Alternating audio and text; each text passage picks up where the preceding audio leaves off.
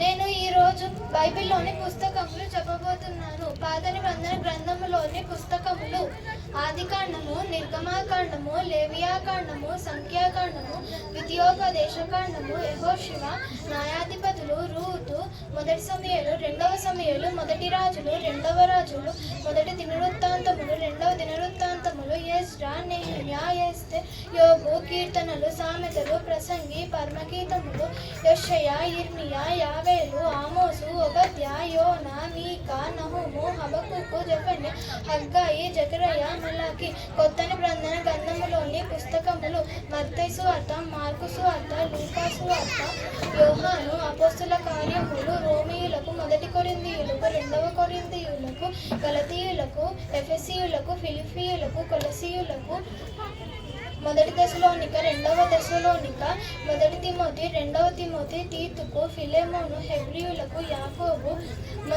మొదటి పేతురు, రెండవ పేతురు, మొదటి యోహాను, రెండవ యోహాను, మూడవ యోహాను, యూదా, ప్రకటన. ధన్యవాదములు.